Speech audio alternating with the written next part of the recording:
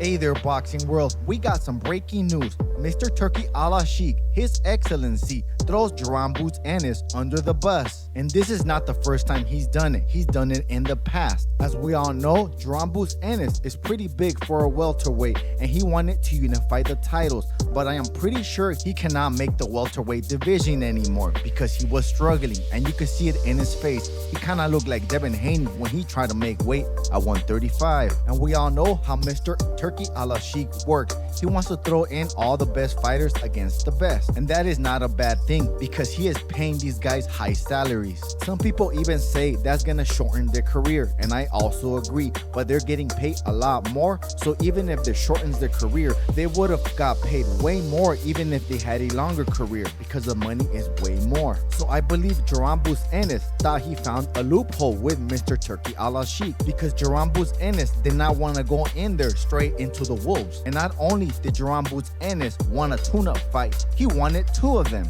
And this is the same guy that said that he was performing poorly at 147 pounds, so his doctor told him to move up in weight so he could perform better. So if Jaron Boots Ennis is gonna perform better at 154 pounds, how come he needs two tune-ups? But that's neither here nor there. So Mr. Turki Alalshikh said that he is not willing to pay for those tune-ups. He basically told Jaron Boots Ennis to tell Eddie Hearn to pay for those tune-ups. Turki asked that he is not a charity event. That is true. When is Jaron Boots Ennis gonna step it up? And he is really big for a welterweight. Shoot, even when he goes to 154, I believe he's gonna be bigger than most 154 pounders. Now, Turki Alalshikh did not say he did not want to work with Jaron Boots Ennis. He only said that he has to take those two tune-ups, and whenever he is ready, Turki Alalshikh has a lot of opponents for Jaron Boots Ennis. Hopefully he fights Terrence Crawford. I actually believe Terrence Crawford will beat everybody at 154 pounds, including Jaron Boots Ennis. Maybe Charlo will be a 50-50 fight with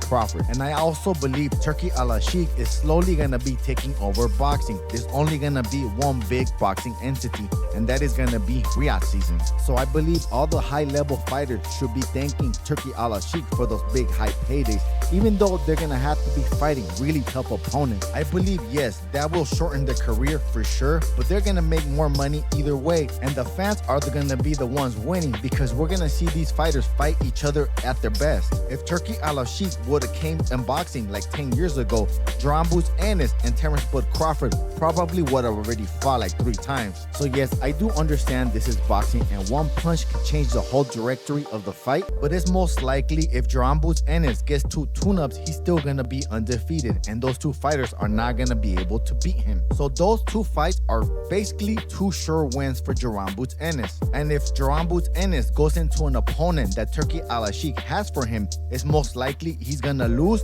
or it could look very, very bad. I also don't know what kind of tune-up Jaron Boots Ennis is asking for because everybody at 154 pounds are killers. He could fight the top 10 ranked fighter and he could still look bad or even lose. And I heard he was no part of Bakram Mataliev. That is the guy that knocked out Tim Tszyu. I'm telling you, the 154 pound division is filled with sharks. I'm telling you, the number 1 ranked fighter could fight the number 10 ranked fighter and he could very well lose. I'm just trying to figure out which 2 fighters Jaron Boots Ennis is seeing as 2 tune-ups. Maybe the top 20 fighter, that's the one he's gonna fight, because nobody in the top 10 is a tune-up. Everybody is dangerous. But the real king, because nobody has beat him, is Charlo. They only stripped him from his belt when he went up to fight Canelo. But I believe Bakram Mataliev is the new boogeyman at 154 pounds. Because he knocked out Tim Tszyu, and Tim Tszyu did not give him the rematch. So Tim Tszyu is going to fight Sebastian Fundora, the Towering Inferno.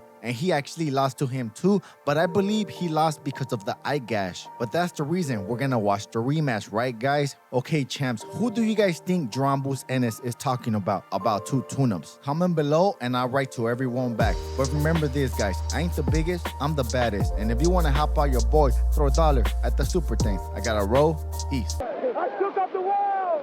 I shook up the world! I shook up the world!